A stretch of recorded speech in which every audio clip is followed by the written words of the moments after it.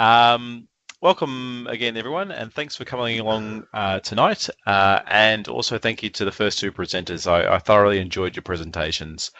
I wanted to also thank David and the other organisers for putting this amazing event together, and of course Zendesk for hosting it. This evening I will be speaking about the dependency inversion principle, and I sincerely hope that you get something out of it.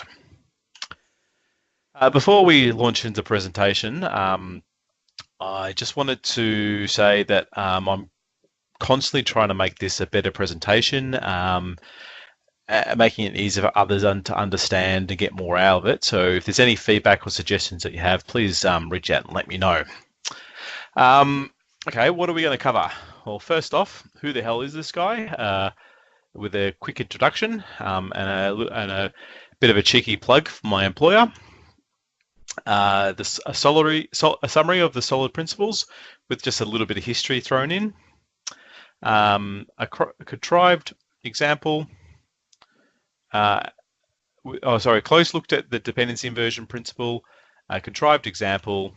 Some pros and cons about the dependency inversion principle, and then finally some related concepts that will go. On to the shameless plug. My employer is Deloitte Digital. We have studios all over the world, and here in Australia, Melbourne has about half of those technologists. I sit in the .NET space, but Deloitte does many, many other things. So, my name's Aaron, and I'm a specialist manager at Deloitte Digital, where I build APIs and websites in the .NET ecosystem, mainly using the site called CMS. I've been programming since I was 10 years old, and sometime between then and now, I became obsessed with elegant and maintainable code. I also go by the handle Gravy Power. This is my avatar. It's actually a gravy pot pouring gravy out. People see that on Twitter and they don't know what it is. But my blog is blog@gravypower.net. My Twitter handle is @gravypower, and my GitHub account is gravypower. Just try to keep the general theme of gravypower. I also get asked a lot where that came from.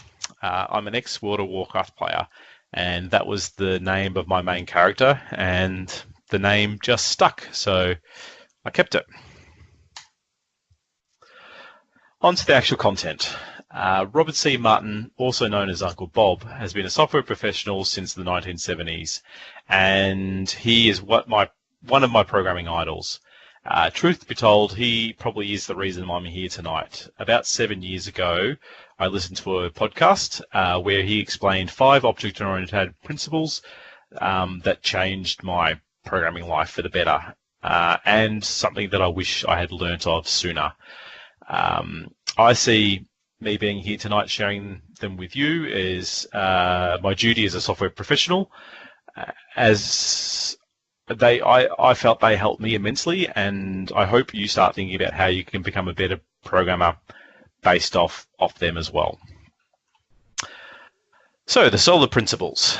When they were first introduced, the SOLID acronym wasn't actually used. It wasn't until later that Michael Feathers actually pointed out if you reordered the principles, they could spell the word solid, and they were born. So what are they? Well, in order, we have the single responsibility principle. Your class should do one thing. Next, open closed. Don't alter existing code. Change its functionality by extending it. Liskov substitution. New implementations should have no consequences. Interface segregation. Clients do not depend on code they don't use. And finally, my favorite of all the principles, and the principle I see as the foundation of SOLID, is dependency inversion. So the basic premise is high-level policy consumes contracts and low-level detail implement those contracts. Think of the high-level policy as the business rules in your application, and low-level detail is the code that is communicating to a database. The business rules should not know how to write data directly to a database, but instead trust that the input and output is persisted. This allows the high-level policy of application to decide when to call low-level detail. And because of those contracts, the high-level policies do not have any knowledge about how the low-level detail will achieve its task. So the business logic sends a model to the data access code, and the data access code will communicate with the database and then deliver a result back up to the business logic. Ultimately, you want to create code that is not coupled to implementation detail. You want to create something that is flexible and easy to change. To bring this back to something in the real world, not that it happens very often, but an example of this might be swapping a database technology out for another. Your business logic should not have to change to achieve this. Now, to first start slowly introducing the idea of how we can achieve this, I just want to link it to something in the real world.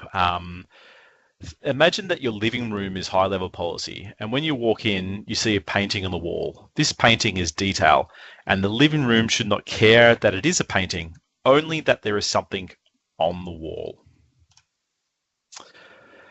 Now, the only prerequisite that I see to understand dependency inversion is an understanding of object-oriented programming. So here's my attempt to quickly explain this in 8 slides. I understand some of you might know what object-oriented programming is, but I want to make this presentation accessible to everyone, so I'll cover off object-oriented programming as well. So it's a way of modeling your problem domain. A vehicle has attributes like number of wheels, engine type, and color, along with functions like drive and park. So as you can see there on the screen, we've got a car, it's got 4 wheels, it's got a petrol engine, and it's grey color. Or a truck, it's got 10 wheels. 10 wheels, 1, 2, 3, 4, it's actually only 6 wheels, but 6 wheels, it's got diesel engine, and it's a blue color. So it's the same vehicle object, but 2 implementations, a car implementation and a truck implementation. So the attributes and functions that make up an object are defined in something that we call a class. Classes are basically containers for your code that group attribute definitions and functions that describe something like your car or your living room together. There is one special thing about a class that is worth pointing out, because we touch on it a little bit later in the presentation, is there's an entry point to one. And this is used to create objects from it. And this entry point is called a constructor. And constructors can be supplied with attributes like number of wheels the vehicle has. So the corresponding object that is created has those attributes set to the values that were passed in to the constructor. In C# and Java, there's also a way to prescribe functions and attributes a class will have. There's other languages also have this feature, but in C# and Java they're called interfaces, and this is a way to define contracts between the provider of functionality and the corresponding consumers. In other languages, such as JavaScript and Python, this concept doesn't really exist, and they use something called duck typing. If it walks like a duck and quacks like a duck, as far as the application is concerned, it is a duck. So we've looked at the what and how of object-oriented programming, but what about the why? Well, that's polymorphism. And truth be told, I told a little bit of a lie when I said object orientation was about modeling the real world. That's not really true. Before we had object-oriented programming, we did quite well modeling the real world or modeling the program domain by grouping data structures and functions together. The fact is, object orientation is actually about polymorphism, with a sprinkling of encapsulation, but I'm not going to get into that tonight. Polymorphism is the ability to have a common way to interact with underlying types. I like to think about it as a contract. If you have a button, you can push it. but what is its function? Well, that really depends on what it's attached to. In other words, what does it promise to do to fulfill the contract? The action of pushing the button to do something is called polymorphic dispatch. It can turn on a light, or as in the example on the screen at the moment, Spock is contractually obligated to destroy your computer. So, on to the next concept in object-oriented programming. There's two types of dependency in the OO world. There is a runtime dependency and compile time dependency. And understanding them allows you to understand what polymorphic dispatch is, and then in turn take advantage of the dependency inversion principle. So the first type I'll cover is a compile time dependency. So when you reference an attribute or call a function from one object from another, you introduce dependencies between those two objects. So when symbols, attributes or functions from object B appear in object B or are used by object A, then the compiler must understand both classes to compile object A. So there's a compile time dependency when the compiler needs to know about the different symbols to carry out the compilation. So runtime dependencies are slightly different. These exist when two classes interact at runtime, and the before mentioned compile time dependency will always result in a runtime dependency. However, the case I want to highlight is when symbols don't appear directly in another at compile time, and the compiler doesn't know about them. So I'm just going to call this a runtime only dependency just to make it easier to distinguish the two. Once again, in dynamic languages like JavaScript, this concept is quite common because there's no compilation. However, how the concept is applied in compiled languages such as C# is the key to polymorphic dispatch, and therefore this presentation. So, if there was a compile time dependency between class A and class B, and you compiled class A, the compiler would first need to understand and find class B to carry out the compilation of class A. Now, this has to continue down the entire dependency graph until everything's understood by the compiler. If you don't know what a dependency graph is, I'm going to give a quick explanation of this later on, so just hold tight. Now, this is the cause of the very long compile times in the past we've experienced in the past, and in some case I've never experienced this myself, but some case back in the day, 10 hours. Like, I don't like to break the build when I check in code, but imagine that code that you checked in broke the build on the 9th hour of building. I tell you what, I wouldn't want to be that person. I don't think that would be a very popular person at all. Luckily, this is not so much of an issue anymore, as our computers are much more powerful and our tools are much more streamlined. So, can you convert a compile time dependency into a runtime only dependency? Well, the answer is yes, using polymorphism. Class A consumes an interface and Class B implements it. Class A then uses polymorphic dispatch to call function F. To tie it back to our example of polymorphism from before, Class A is the button and Class B is Spock, and function F is your computer never working again. Now, I've attempted to explain what object-oriented programming is, and specifically polymorphism. We'll jump into the contrived example and go back to our living room. So remember before, when we walk in and the painting's always there, we can think of this as the painting being hard-coded to the wall. And it's like Class A taking a compile time dependency in Class B. The Class A just knows about the living room just knows about the painting, just like class A just knows about function F or the attribute X. So with the painting hard-coded to the wall, this is the living room depending on detail. So, and remember before that abstractions should not depend on detail, details should depend on abstraction.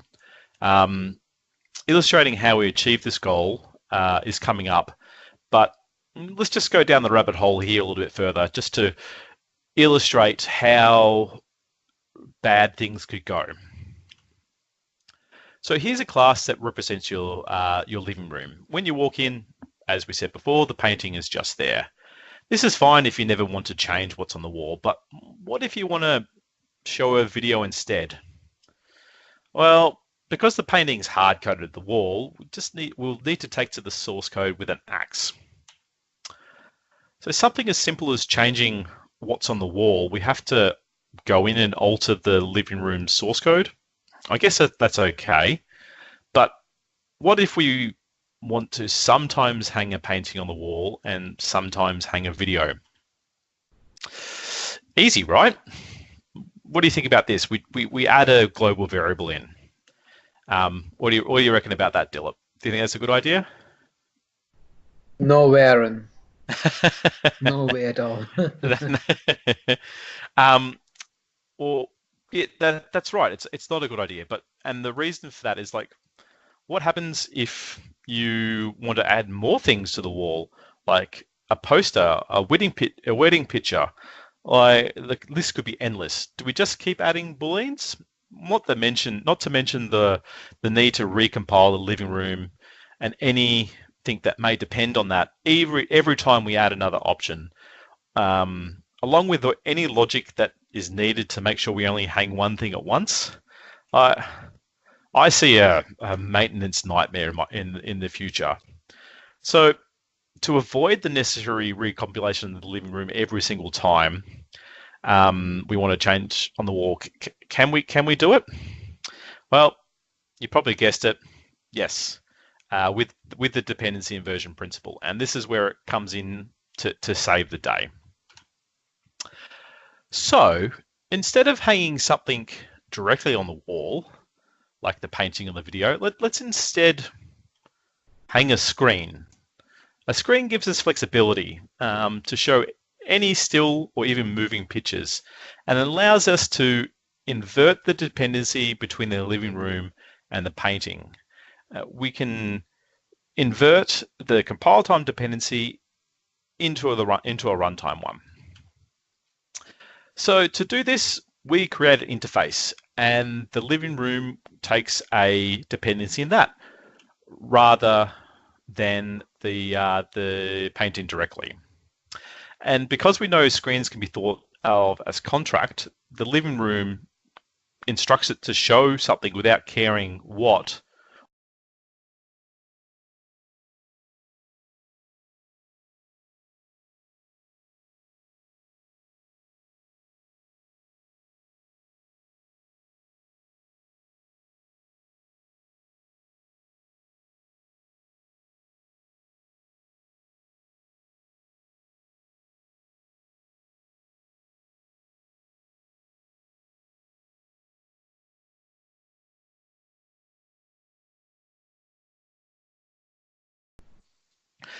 So this is just thought as, remember how we could pass in a number of wheels when we're constructing a vehicle, for example. This is exactly the same thing, just that we're passing a contract in, or a promise to do something. So now we've injected this, we can actually see that it's being used in the enter room method, right there. So just jump ship for a second. You may have heard of dependency injection, and you could be wondering, like, hey, is this guy talking about dependency inversion, but it means dependency injection? Is there a difference? Well, yes and no. Dependency injection is the method used when conforming to the dependency inversion principle. So think of dependency injection as the how of dependency inversion. It's important though to note that just because you're using dependency injection doesn't necessarily mean that you are following the dependency inversion principle, but those examples are outside the scope of this presentation. Back to our contrived example. When you implement a contract, you're promising to provide the prescribed functionality of that contract. In our case, a screen contract, show something. Now that the screen's hanging on the wall, the painting, to show the painting, we must create a new implementation of that contract. So we can see we've created a new implementation, but something interesting, we've just done something interesting. See how the dependencies are both pointing to the screen? The living room is consuming the screen and the painting is implementing the iScreen. We've effectively removed the compile time dependency that the living room has on the painting and inverted it to a runtime one. So at compile time, the living room only knows about the contract and the painting only knows about the contract. But at runtime, the living room and the painting have a dependency on one another. Here's an example of what an implementation of the painting might look like. Pretty straightforward. We have the interface at the top that defines the contract, and then the implementation down the bottom where we display a painting. As you can see, there's a painting on the wall again now. Now that we have the flexibility of hanging anything on the wall, can we hang that video? Well, yes. Because we've inverted the dependencies, it's only a matter of creating a new implementation. So here we've got a video implementation. We've re-implemented the contract, and now we display a video. So there's one more part that I want to add to this example, the house. See how the video object is created and then passed in as a constructor argument to the living room? This is important because it will illustrate like how we can easily change things. So if we want to change what's shown on the screen, all we need to do is pass another implementation to that constructor. So we see on the left, the house, we create a video object and we pass that into the living room's constructor when we create that. And on the right, we're creating a painting. And because the video and the painting both conform to the contract, the living room knows how to ask them to show something on the wall. I hope this example has shown the idea of dependency inversion on a basic level, as well as illustrating what I mean by high-level policy. The living room should call low-level detail the painting and video without actually knowing how they will fulfill their contractual obligations. Just some benefits. You get loosely coupled code. So if Class A is tightly coupled to Class B and then Class B changes, the chances are very high that changes that Class A will be affected because of those changes. On the other hand, if you introduce a contract and make the relationship loosely coupled, then you reduce the chances that Class A will be affected when changing Class B. You increase testability of your code. So when you create contracts and you're consuming those contracts, it's very easy to create contrived implementations of those contracts to execute a single logical pathway through your code. This is where unit testing is quite powerful, is when you're executing a single logical pathway, and dependency inversion is probably your biggest tool that you can use to help you achieve that. Next thing is independent developability. When you're programming into contracts, you can quite easily agree on those contracts. So Team A can build, who's building Class A, and Team B, who are building Class B, can can agree on what the contract is going to be between those two, between the consumer and the provider, and so they can work independently of one another. The Class A can be built by mocking Class B effectively. Allows for pluggable architecture. So because you've inverted a dependency, you're free to create and ingest implementations of contracts from anywhere.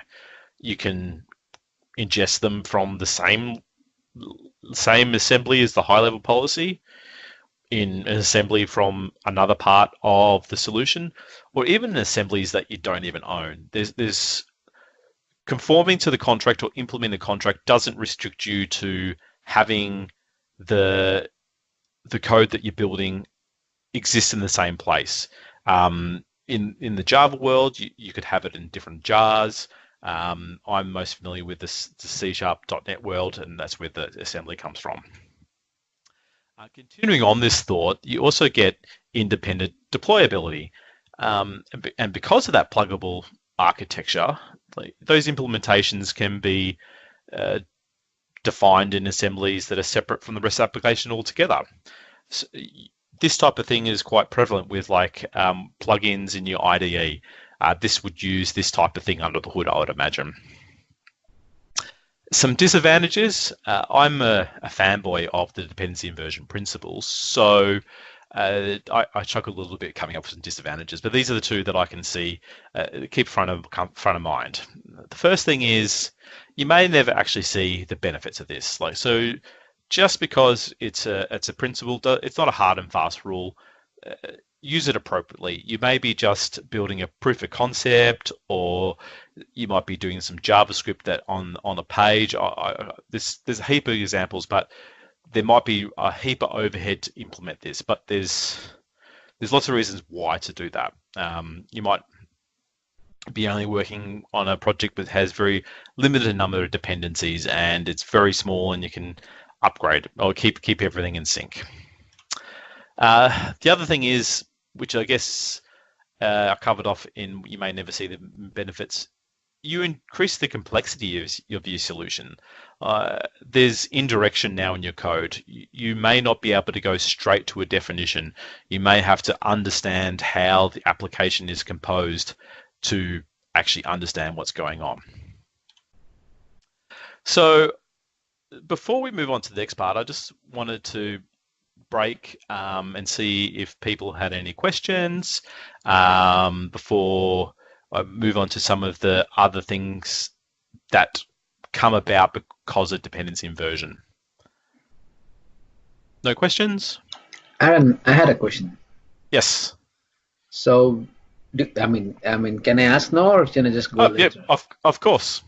Yeah. So when you meant to say increase complexity, would that be weighted more than the benefits? For example, if you say if it increases complexity, why would I use dependency inversion for a smaller project? As you mentioned, if it has got very less dependencies. I guess if you're confident that smaller project is always going to stay small, that's going to be the case. Where you gain benefit is probably maintainability. So you're trading complexity off to maintainability. So yes, it's harder to bring a new person on if they don't understand what dependency inversion is, but that's once-off cost. But if you start a small project and that grows into a very, very large project, and you haven't taken into account wanting to change and maintain and unit test things, the cost of maintaining that far outweighs the complexity understanding it. That's my view. I'm sure you'll find other people out there who argue to the contrary, but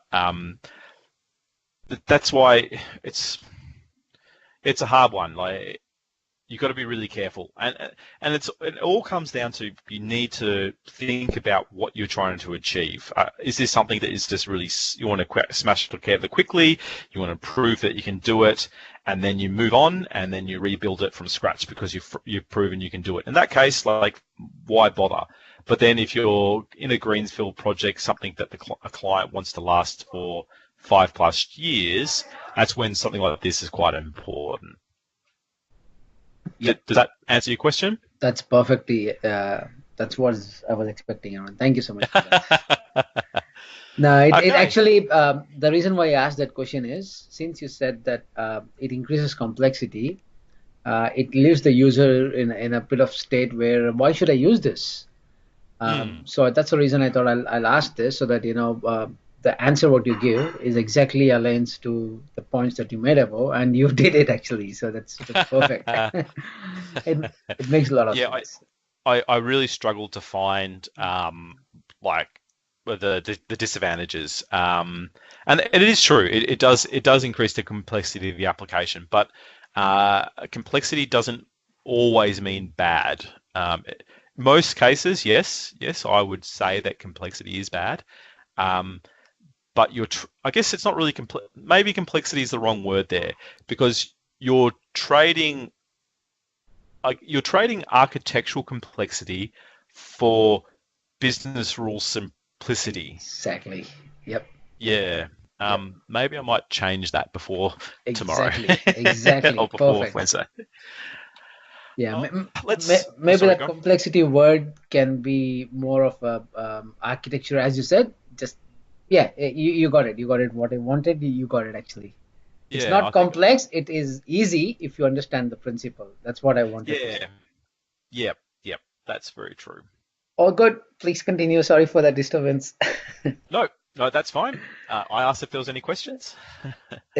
Um, so another related concept, some kind called Hollywood's law, is inversion of control. Inversion of control is about how dependencies get called. Does your code call a framework, or does a framework call your code? So we briefly touched on plugins and IDEs. So anyone here use Visual Studio Code or Sublime Text or another IDE? Me, Do me, you me. have plugins? Yeah, I'm sure you've got plugins in your IDE, especially if you're using Visual Studio Code. There's umpteen plugins out there. So those IDEs, they don't have the functionality for your plugin baked in. They define the contracts that your plugin implements, and so your IDE is actually like a movie executive telling your plugin who wants to audition for a movie, don't call us, we'll call you. And that's basically the framework saying, hey, I know you're here. When I want you, I'll ask you. The composition route. This is a place in your application where you define the required dependencies for it to run.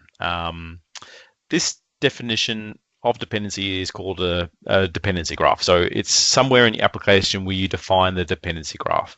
We'll cover what a dependency graph is exactly in the next section. Mark Simmons introduced this idea to me a few years ago, and he defines it as a composition route is a preferably unique location in your application where modules are composed together.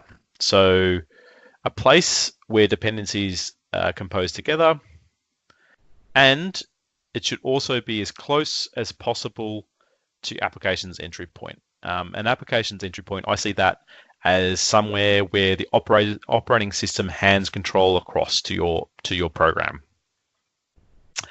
So if we jump back to our example of the house, can anyone guess where the composition route might be here?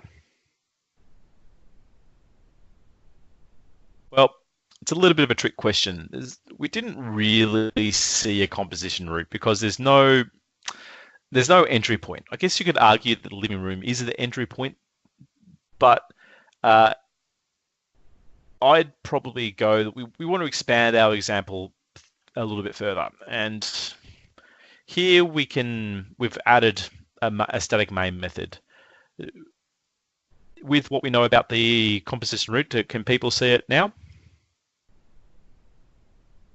Well, let's run through what we know about the composition root. It's a place in the application where dependencies are defined together, is the first thing we know about the composition root. The second thing we know is it should be as close to the entry point as possible. And in this example, our entry point is the static main method, because that's where the operating system hands control off to our program. Any guesses? The composition root, it's the first three lines of the main method. It's not the whole main method, because the composition root is about where you define your dependency graph. So it lives inside the main method, but it's not necessarily the main method. So if you did any discrete maths at university, you may remember graph theory. And this is where the idea of a dependency graph is basically defined. So a dependency graph is directed and acyclic, and describes how objects depend on each other. So directed dependencies depend on each other, and acyclic dependencies don't end up depending on themselves. So think of it as going on a pub crawl. You visit the pubs in order, and you can only go to each pub once. Back to our example. Can we see the dependency graph here at all? Well, it's where we build the dependency up. It effectively is the composition root, but it's describing something slightly different. So where the composition root was a place where we define the dependency graph, the dependency graph is how the objects depend on one another. So the house has a living room, and the living room shows a painting on the wall. So we can see that the house is constructed here, takes a living room, then we can see the living room takes a painting, and then we construct the painting.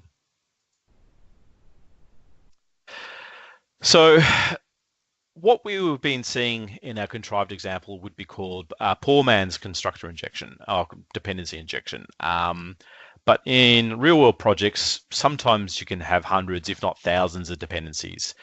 This is where IOC or DI container can come in and really help you.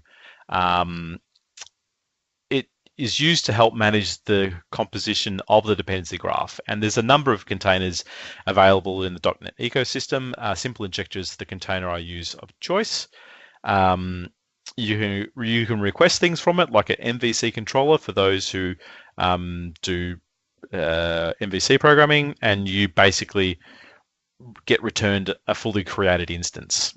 In other ecosystems, there's containers as well. A quick Google search revealed some that I had heard of.